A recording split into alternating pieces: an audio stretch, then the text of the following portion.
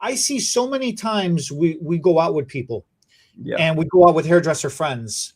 We'll go to a restaurant, we'll go to a coffee shop, we'll go to the store, we'll just go goofing off, hanging out, right?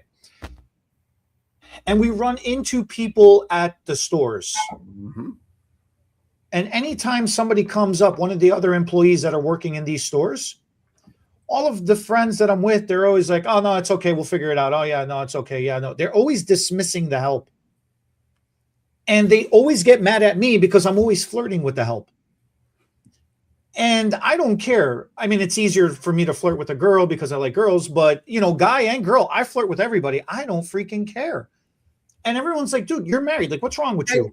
And you know what? Flirt might not be the right word. I know what you mean. Right, friendly. I'm trying to be friendly with everybody because I'm like, it comes across as flirting. But when you say guys also, I get it. You're just nice and fun and friendly.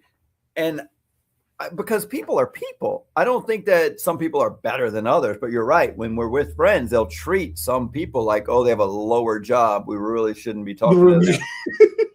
But what if they want to come to you and get a haircut? Then you're going to talk to them. If they want to give you money, you're giving them money. What if they want to give you money? We're all money spenders, and we all need money, and we all need relationships. So be friendly to everybody. But go ahead. I get what you're saying. I look at it though, Bernard, because especially waitresses, how many people do they see in a day, waiting tables, and how many tables at a time? And even if their hair is pulled back in a ponytail, you could still style their hair in such a specific way that makes their hair pulled back look amazing as well, too. Right. They're going to get a compliment. If they're perky enough, if they're popular enough, if they're happy enough, if they're doing their job correctly, and they're looking good, well put together, people are going to notice, and they're going to compliment each other. I like what you said. They're going to refer to them pulled back. You're thinking like maybe there's no cut or style you can do because their hair's just in a ponytail. But what about a gloss? I'm big on it. You trolling me, but I'm big on it. A gloss could change everything under that lighting. That's right. So you know what my thought process is there? And this is something I've changed over the years. I want customers of mine planted in different parts of the city, right? So if I go to that restaurant, the way I think about it is I look around and I'm like, do I have a customer here that's sitting eating? Do I have a customer here that's on the wait staff? No, I need one. I need somebody in this place to be a representative of my business. And so that's where it starts. And unfortunately, people have this line in their brain and they are either for or against. And I'm going to say it in a minute.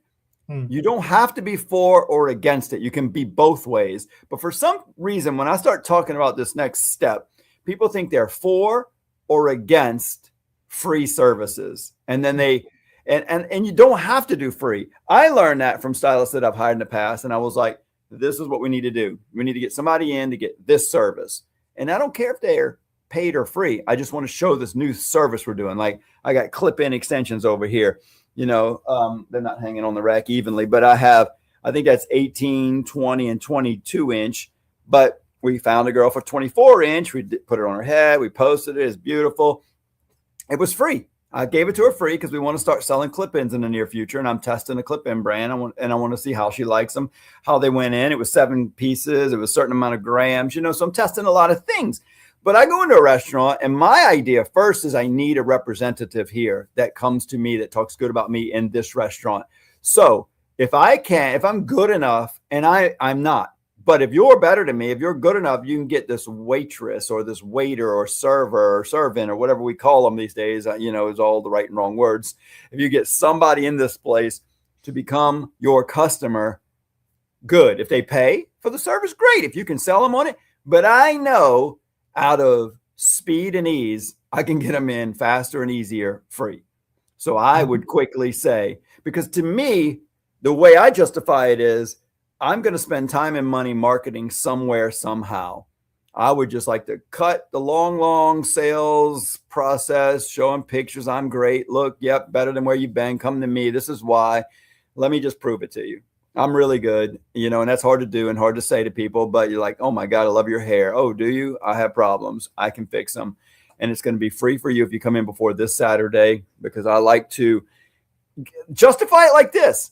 Listen, I can be book solid and I still do free clients, not as often. I think it's a way, it's sort of like insurance that you continue to grow in the future. Make it a giving back to society. Make it a post. I'm donating my time once a month, once a week, once a quarter, once a year. I don't care. Make it once a month. I'm doing one free client, anything and everything he or she wants. And I'll spend a couple of hours doing one free client, but we're going to video it. We're going to post it, and I'm going to call it Giving Back to Chicago, whatever, wherever you are, giving it back to the community. So-and-so here works at blah, blah place. And so you used to be able to just do it, and it was your representative in that restaurant. But now with social media, it's that and more, depending on your following. So I would do a little video in, like my son, I did his haircut. I was in a room alone, and nobody had to know I cut his hair except my wife when I got home. But I did it with a video camera. He's like, "Dad, what are you doing?" I said, "I'm videoing the cut." He said, "Well, this is going to take longer." I was like, "Yeah." So cute. I'm like, "Shut up, Mr. Practical." "Yeah, it's going to take longer because I had to go get a light. I had to go get a camera to set it up." I start talking. He looks at me like, "Who are you talking to?" I'm like, "Stop looking at me. I'm talking to the microphone, and the people that are going to see this in the future. Don't look at me like I'm talking to you. You know I'm not talking to you." But he's looking at me like I'm weird. He'd never seen me do it before. But it's one of the best performing videos I've done in the last few months. So worked out great. And I've only edited little pieces and parts of it, but it's come out good.